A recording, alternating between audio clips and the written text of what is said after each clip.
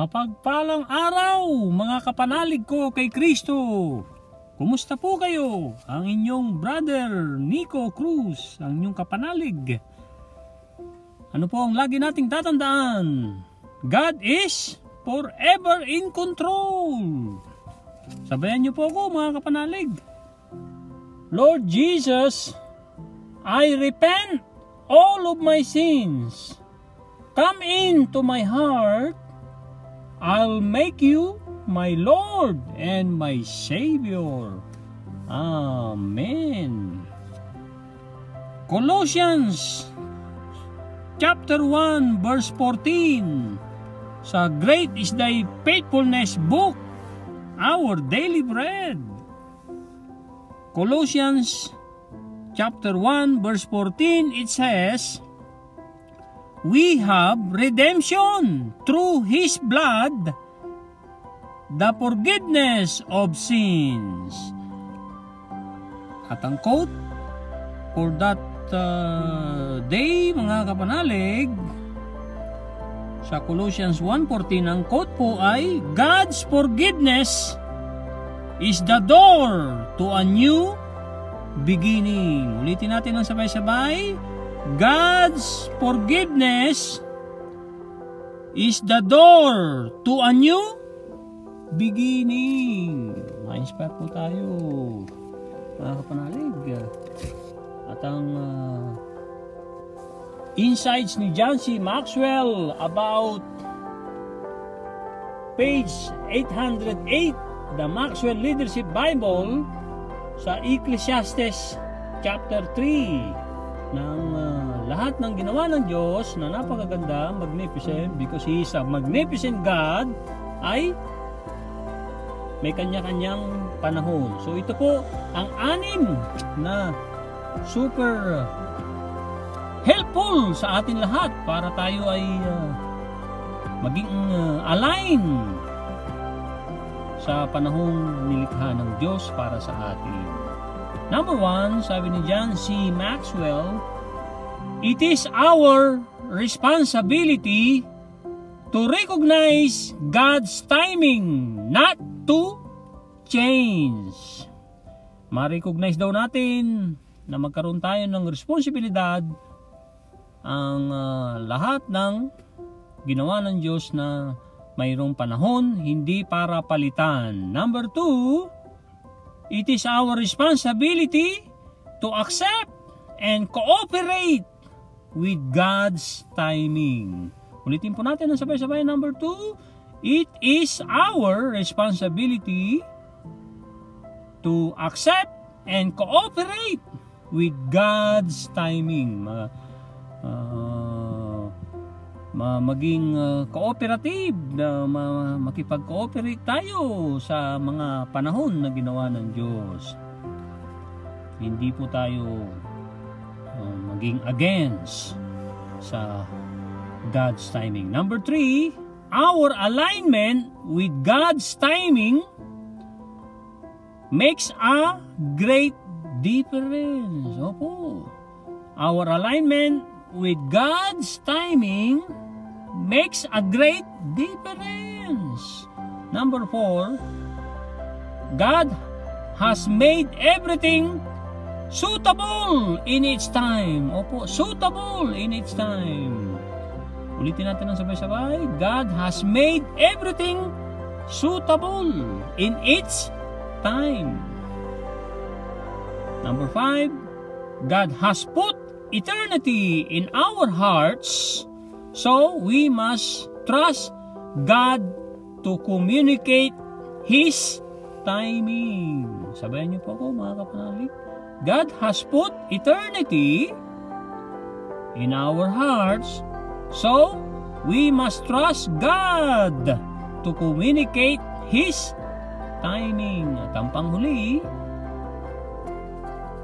we can do nothing better our lifetime than to rejoice and to do good. Ulitin po natin, mga kapanalig. Active participation dramatically affects our success conscious. matutulungan natin ng ating success conscious, ang ating mind, ang ating brain, kung tayo ay nakikipag-participate, especially to please God. Ito po, number 6, we can do nothing better our lifetime than to rejoice. Yes, to rejoice and to do good. Sabayan niyo po ako sa dasal na turo ni Father Jerry Orbos, mga kapanalig. Lord Jesus, thank you for everything. Lord Jesus, take care of everyone. And Lord Jesus, thy will be done. And my life is in your hands. My life is in your hands, Lord Jesus. Amen. Ano po ang BTS po? BTS. B as in believe, T as in trust, S as in surrender. Ano mga kapanalig ko kay Kristo? Ano po ang uwi ninyo sa episode 69? October 18, humayo ka ng marahan papuntang Lagusan itong araw na ito. Ang pagkakaintindi ko po dyan mga kapanalig ay humayo tayo ng marahan, ipamuhay ang ating buhay. Huwag na po tayong maging general manager ng universe. Ibig sabihin, maging grateful po tayo. Kaya nga, gratitude is an attitude that hooks us up to our source of supply, and the more grateful you are, the closer you become to your Maker, to the Architect of the universe, to the spiritual core of your being. It is a phenomenal lesson. Sino po ang nag-contribute ng napakagandang quote na yan? Yan po ay si Bob Proctor. Siya po ay janitor at siya ay naging very successful. Siya ay difference maker. Na-master niya ang Think and Grow Rich. Mayroon siyang turong The Paradigm Shift. Siya ngayon ay mayroong institute, Proctor and Gallagher Institute. Kahit na mayapa na siya, gumraduate na siya, kinuha na siya ni Lord noong February 4, 2022. Ipinagpapatuloy ni Attorney Sandy Gallagher ang Proctor and Gallagher Institute. Nasa YouTube po mga turo nila mga kapanalig. Panoorin nyo yung interview ni Bob Proctor kay Sandy Gallagher. Marami po kayong mapupulot na aral. Lahat naman ng kanilang mga turo sa YouTube ay mapupulutan nyo ng maraming magagandang aral at mai-inspire po kayo. Pag na-inspire po kayo, kayo na po ang magbigay din ng inspirasyon. Itanim ang salita ng Diyos dahil tutubo po yan sa panahon ng ating Panginoong Hesus. Kagaya ng ating binasang ay ang mga anim na mapapala nating ikapupulutan natin ng magagandang aral. Ang binasa nating John C. Maxwell, page 808. Ano po ang pinag-uutos sa atin ni Lord Jesus Christ sa unang talata ng episode 69? Go gently through this day, keeping your eyes on me. I will open up the way before you as you take steps of trust along your landas. Yan ang mga few words ni Lord Jesus Christ. At ipapatuloy po natin ang pag-quick review, and then saka po tayo pupunta sa episode 70 at iba pang mga tatalakayin natin sa tulong ng Banal na Espiritu. Mga ngaral, ika-6 na kabanata, 12 pong bersikulan, hahatiin po natin ngayon 6, at bukas kung pahihintulutan tayo ng Panginoon Jesus, tatapusin natin ang ika-6 na kabanata mula 7 hanggang 12. So ito po ang pagpapatuloy ni Lord Jesus Christ na mensahe niya sa atin sa libro ni Sarah Young, Jesus Calling, Enjoying Kapayapaan sa presensya ng Panginoong Hesus. Sometimes the way before you appears to be black. If you focus on the obstacle or search for a way around it, you will probably go off course. Instead, focus on me. Instead, focus on me. Ulitin natin ng sabay-sabay na mensahe ni Lord Jesus Christ sa atin lahat. Kasi yan ang sikreto na binanggit dito sa episode 69. Instead, focus on me. Sino po si Lord Jesus Christ sa ating buhay? The shepherd who is leading you along your life journey. Before you know it, the obstacle will be behind you and you will hardly know how you pass through it. That is the secret of success. Ano po yung binanggit na sikreto? Inulit natin 3 beses. Mag-focus kay Lord Jesus Christ. That is the secret of success in my kingdom. Although you remain aware of the visible world around you, your primary awareness is of me. When the road before you looks rocky, you can trust me to get you through the rough paths.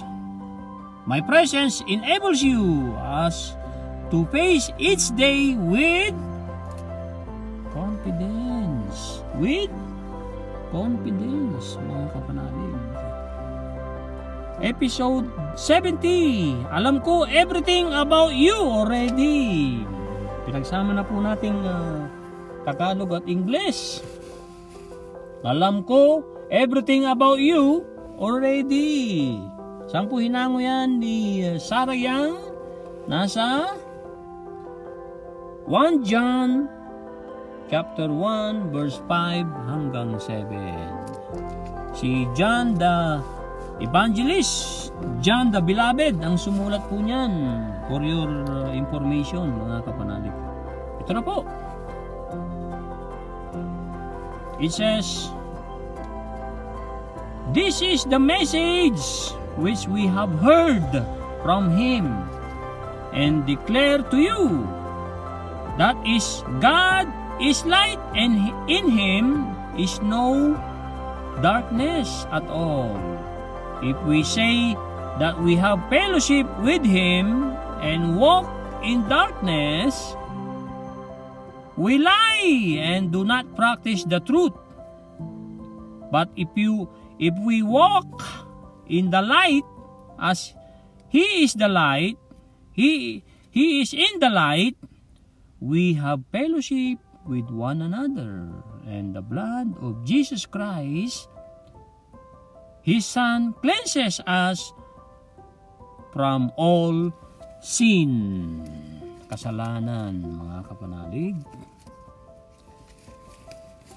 Exodus chapter 33 verse 14. Ang pangalawa po, sa tulong ng Banal na Espiritu na ating babasahin. Opo, pag nagbabasa po tayo ng Bible, kailangan humingi tayo ng tulong galing sa Banal na Espiritu, dahil ililigaw tayo ng kalabang si Diablo, kasi siya ay pumunta para magnakaw, para tayo sirain, at para tayo'y patayin. Si Lord Jesus Christ ay pumunta para tayo bigyan ng ilaw, para bigyan tayo ng buhay na masagana, masaya. So saan pa tayo? Of course, kay Lord Jesus Christ lamang po. Ito na po, it says, "And he said, my presence will go with you, and I will give you rest." Ulitin po natin. And he said, my presence will go with you, and I will give you rest. At ang pangatlo po, mga kapanalig, ay nasa Philippians chapter 4 verse 8 to 9. Paborito po natin to, mga kapanalig, di po ba?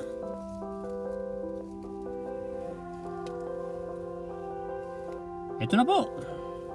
Finally, brethren, whatever things are true, whatever things are noble, whatever things are just, whatever things are pure, whatever things are lovely, whatever things are good report, if there are any virtue, and if there is anything praiseworthy, meditate on these things. The things which you learn and receive and heard and saw in me, these do, and the God of peace will be with you. Ulitin po natin ang sabay-sabay, mga kapanalig. And the God of peace will be with you. Ang ating desiderata for today, mga kapanalig, ay 5 salita. Desiderata ay salin ni Benelda S. Santos ang babasahin ko. Nasa YouTube po yan. Desiderata meaning desire of things. Isang napakagandang poem ni Max Ehrmann sa kanyang daughter noong 1927. 97 years old poem. Ito po, pakitunguhan ng mabuti ang lahat. Love your neighbor as you love yourself. Utos po yan sa pangalawang greatest commandments na susulat sa Matthew chapter 22 verse 38. Yung verse 37 po ay love God above all things. Ito na po ang episode 17 na babasahin ko po, mensahe ni Lord Jesus Christ sa atin lahat sa tulong ng banal na Espiritu. Come to me with your defenses down, ready to be blessed and filled with my presence.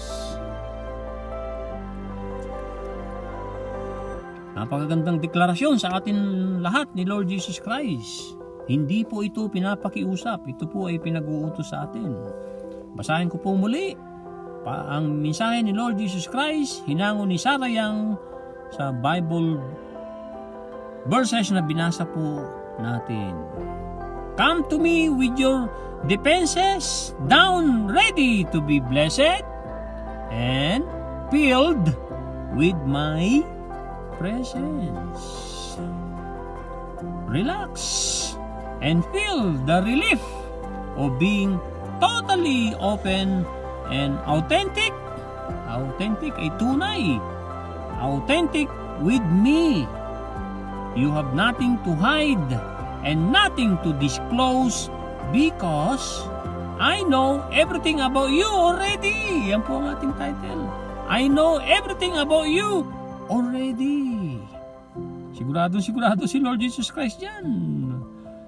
You can have no other relationship like this one.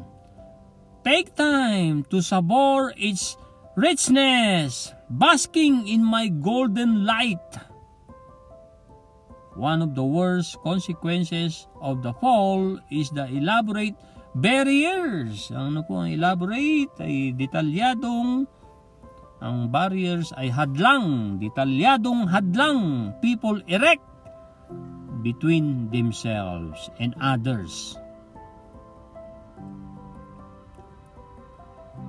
Ang passage ay ibig sabihin po niyan ay the face of a building. Passage abound in the world, even in my body, the church. Sometimes church is the last place where people feel free to be themselves. They cover up with Sunday clothes and Sunday smiles. They feel relief.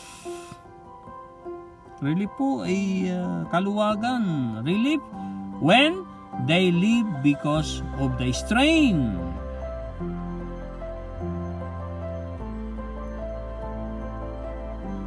Ang strain po ay pagkapuwersa. Strain of Paul's fellowship. The strain of Paul's fellowship. The best antidote ay panlunas to this artificial ay di tunay, artificial atmosphere is practicing my presence at church. Let your primary focus be a communing with me, worshiping me, glorifying me. Then you will be able to smile at the other with my joy and love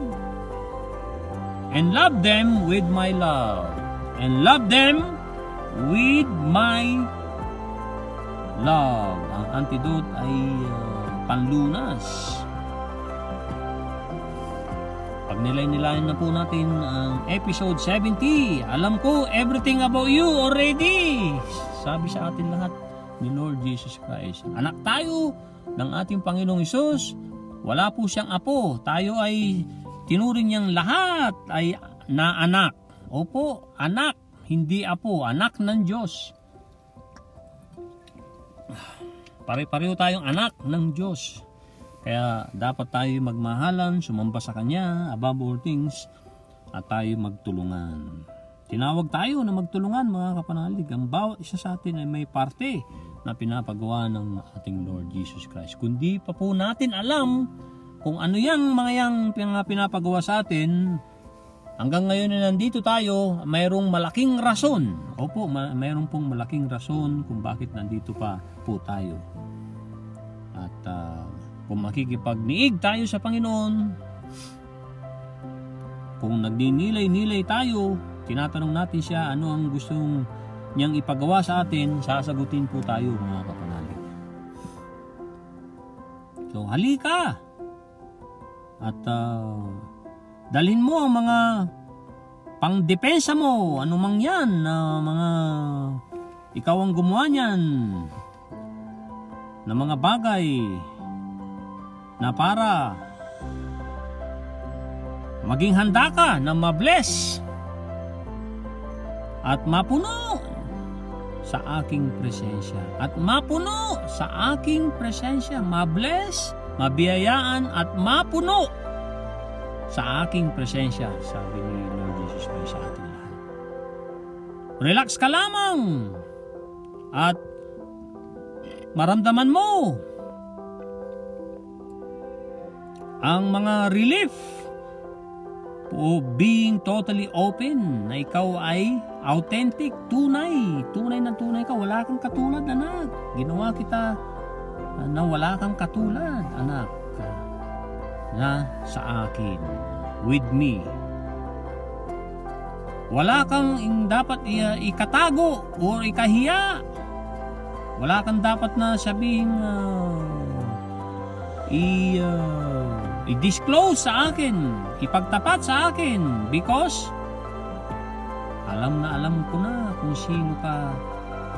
Lahat ng mga katangian mo, kahinaan mo, ay alam ko na, anak. Wala kang makukuhang karelasyon na katulad nito, anak. Kaya nga, take time. Nilay-nilay ka at paghandaan mo ang pagtanggap ng aking mga richness, kabutihan. At ito ay nag-uugnay ng golden light na hindi mo maipaliwanag na ilaw na sumisinag sa iyo, anak, nagbibigay sa iyo ng liwanag sa buhay mo, sa journey mo, at sa daanan mo. Ang isa sa mga hindi magandang mga consequences ay ang pagkahulog ng mga di maipaliwanag na detalyadong hadlang tulad ng mga taong sila mismo ang nagtatayo ng mga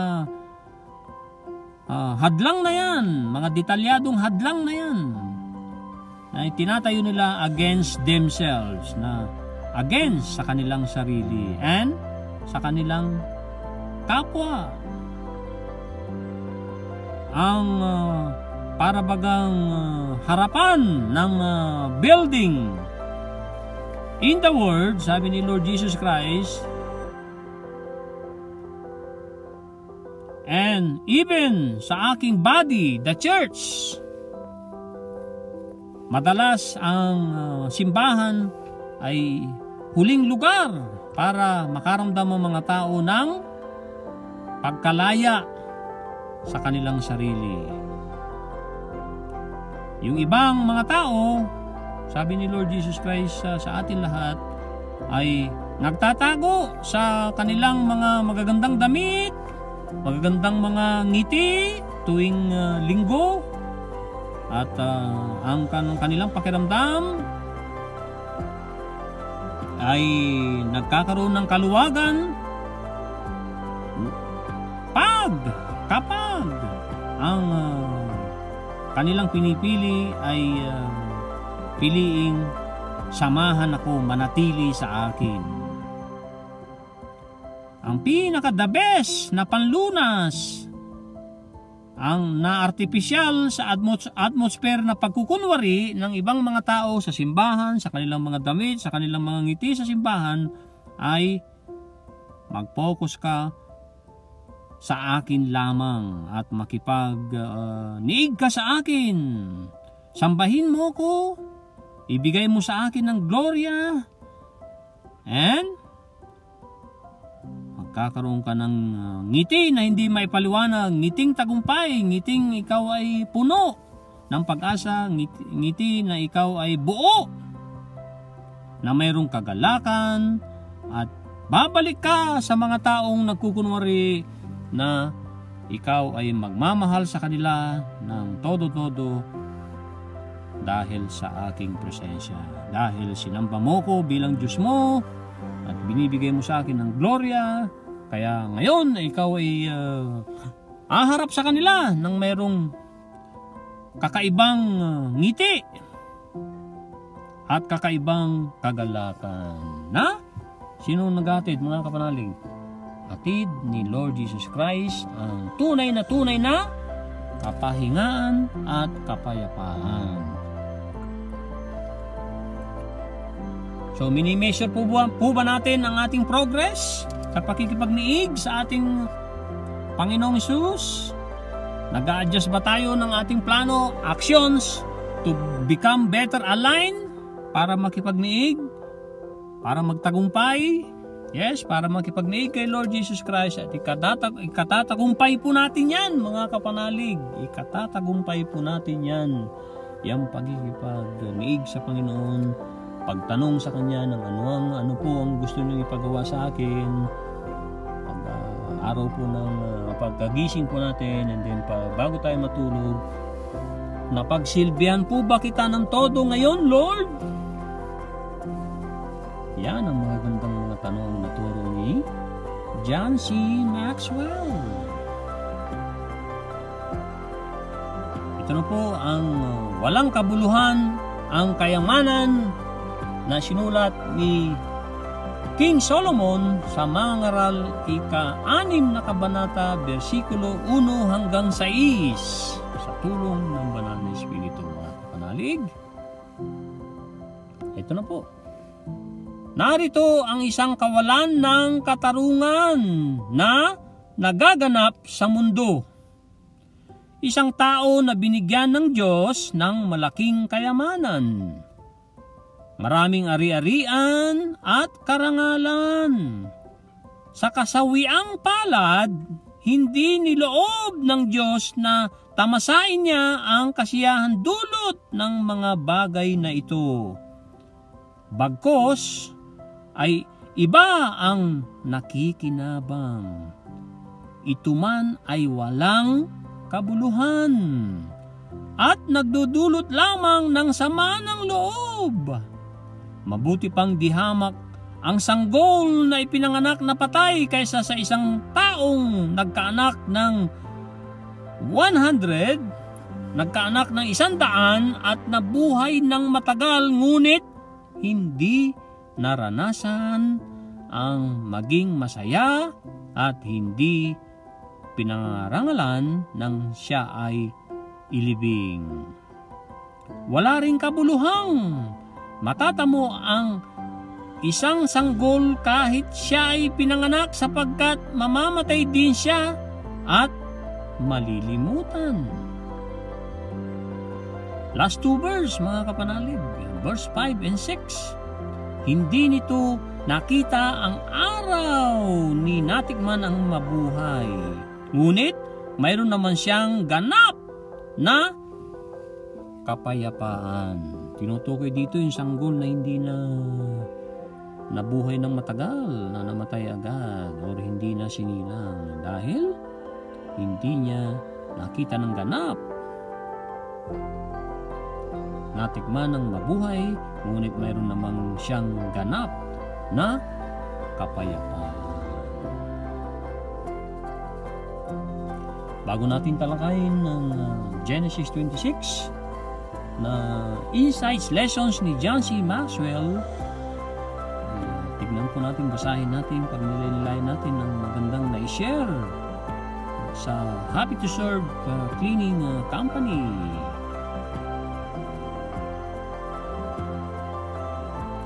Galing po una na napagandang quote. Ang contributor po si Kuya Romy. Shoutout kay Kuya Romy, kay Angelica, kay Gio, kay Blake, sa kay Keron, at saka sa panganay nila Anjo, at kay Ezekiel, kay Eseng, at sa lahat ng mga aming mga kamag-anak, sa inyo mga kapanalig na aking mga kapanalig, salamat ng marami sa inyo, sa inyong lahat. Ito po, your mind is a magnet. If you think of blessings, you attract blessings. And if you think of problems, you attract problems. So, always cultivate a good thoughts and always remain positive and optimistic. Very, very true po yan. Ang ating mind ay magnet. Whatever you are seeking, sabi ni Dr. Joseph Murphy, it's seeking you. So, be aware po tayo sa ating mind. Ano po yan? Namamagnet natin ang ating pinagpupukusan. So, kung gusto natin ng blessings, mag-focus tayo sa blessings, bilangin natin ang mga blessings. Talagang kahit ilang papel, hindi magkasya po ang mga blessings binibigay, pinagkakaloob ni Lord Jesus Christ sa atin. Kung iisipin mo naman ang problema pa more ang darating.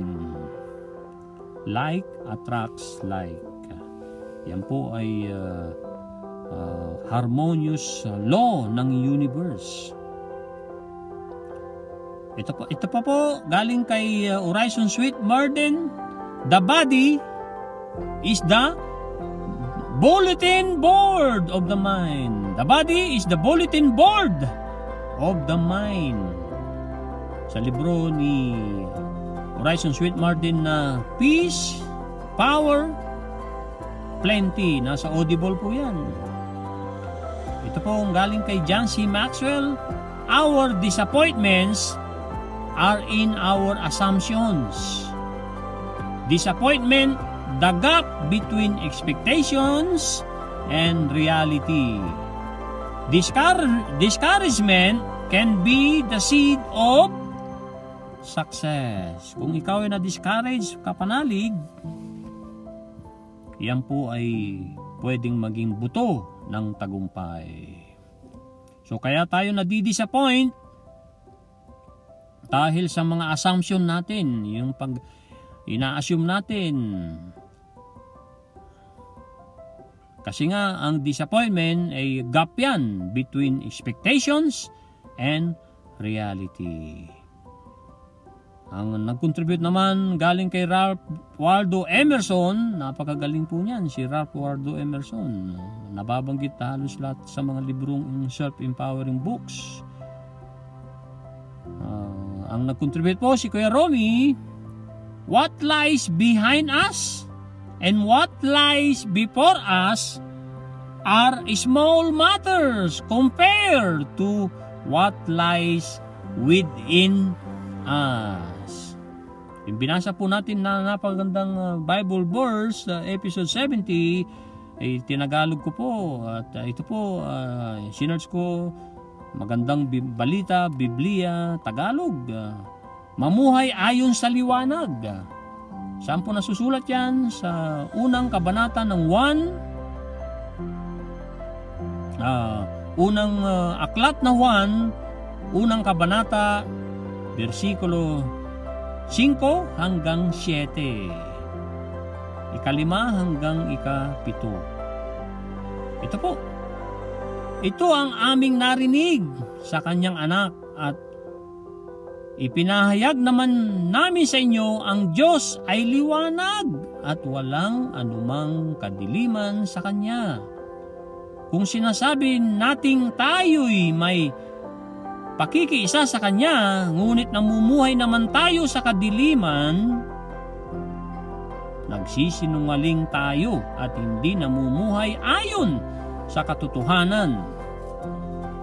At ito po ang ikapitong bersikulo. Ngunit kung namumuhay tayo sa liwanag gaya niya na nasa liwanag, tayo'y nagkakaisa at ang lahat ng ating kasalanan ay nalilinis ng dugo ni Jesus na kanyang anak. Puri sa Panginoon. Napakagandang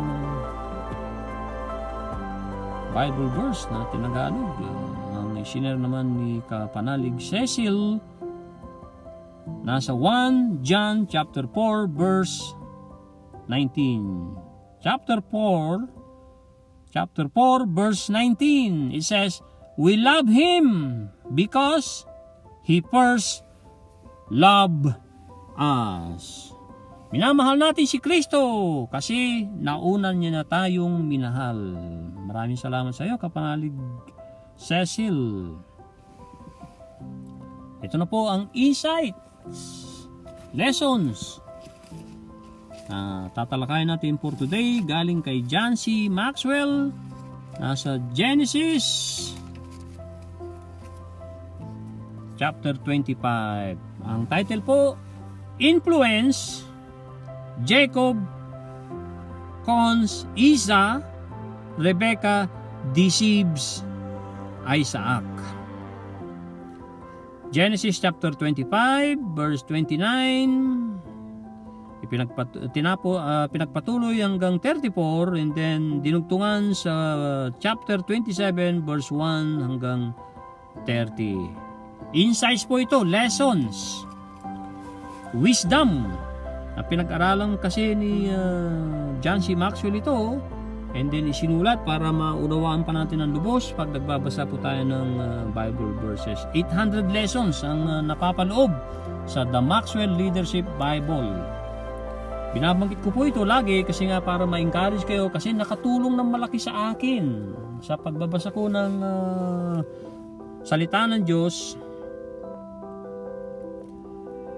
Nabasa ko iba't ibang Bible pero talagang humanga ako ng todo-todo dito. Pinupuri ko ng todo ang Panginoon at ina-appreciate ko ng todo itong libro na to kasi na may paliwanag. Ang ganda ng pangapaliwanag at talagang punong-puno ng wisdom si John C. Maxwell. Alam niyo po ba, si John C. Maxwell ay dating pastor. Sa ngayon ay tinanggurian leadership guru at siya ay nakasulat ng 100 libro. Yes, ang definition niya ng leadership ay one word. Ano po yun? Ang leadership define sa kanya into one word, influence. Ano po? Nothing less, nothing more ang definition ng leadership. Punayin ninyo ang pagiging leader natin. At hindi mo isipin kapanalig na wala kang tungkulin. Kahit hindi ka amo, ay leader ka. Ang una mong pinangungunahan ay yung sarili, at ang iyong dapat na unang minamaster na organ, mungkahi ni John C. Maxwell, ay ang iyong isip. Yes, ang ating isip. Ito po, influence can be both positive and negative. The Bible tells us that Jacob influenced the birthright away from his brother Esau, the oldest son. A little later, Rebekah helped Jacob to influence the best blessings out of his father. A boon. Ano po ang ibig sabihin ng boon? B, basketball, 2 O, saka E, saka N ay kaloob ng Diyos. A boon intended for his brother. It took influence to bring both events to pass. A person can wield influence. Ano po ang wield? Ay yan po ay isang hold and use a weapon or a tool. Yan po ang wield. Wield influence in many ways. Consider 7 such methods beginning with the words. Ito po ang 7 methods na magsisimula sa words. Ito po, method number 1, force. Pagpilit. Force, the use of physical strength to influence others. Pinipwersa, binibili ang boto. Kung ikaw ay isang amo, pinipilit mo ang isang yung nasasakupan na sumunod sa iyo. Number 2, intimidation. Bullying others. Bully po ang tinutukoy dito. Bullying others verbally or emotionally to get them to act against their will. Hindi ayon sa kanilang kalooban na pinipersa mo kasi sila, ini-intimidate mo sila, tinatakot. Binubuli. Number 3, manipulation. Coercing, ano po ang coerce? Ay pamimilit po yan. Coercing others to act sometimes against their will. Pinipilit mo sila, minamanipulate mo sila. Hindi po yan maayos. Number 4, exchange. Giving something in order to receive from others. Parang ang sinasabing narinig lagi natin sa kasabihan, I scratch your back, you scratch mine. Kamutin mo ang likod ko, kakamutin ko rin ang likod mo. May kapalit, ano po ba? Number 5, persuasion, the use of verbal skills to move someone to action. Number 6, motivation, energizing others so that they want to act.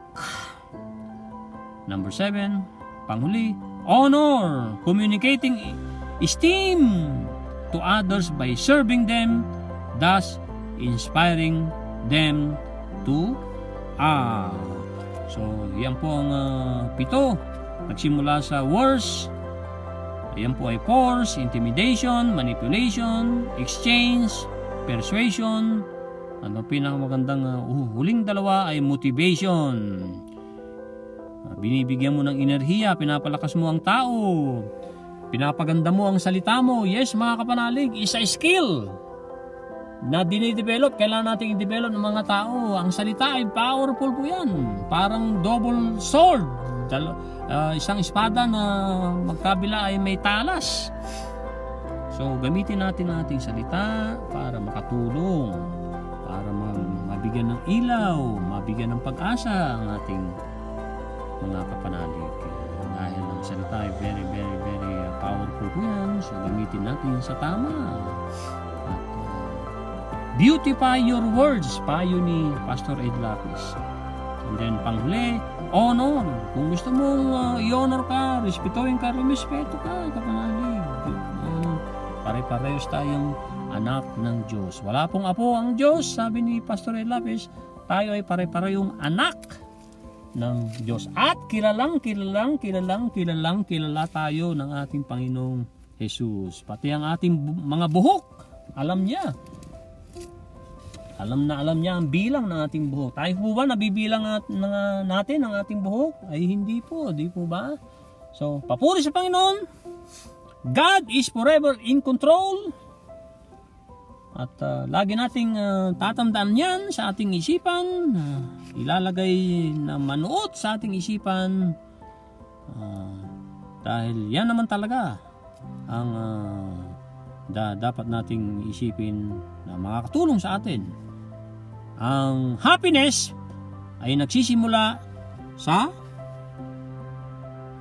pagitan ng ating mga tainga. Yan ay ating utak o ating isip. Yan nagsisimula ang lahat. The battle is in the mind. Marami na po nagsasabi at totoong-totoo po yan. The battle is in the mind. Kaya palakasin natin ang ating isip sa pamamagitan ng to renew our minds. Isipin ang mga kaaya-ayang kaloob ng Diyos, kinalulugdan ng Diyos, mga puro, mga totoo, mga magagandang salita, mga kapanalig. Maraming salamat sa inyo lahat.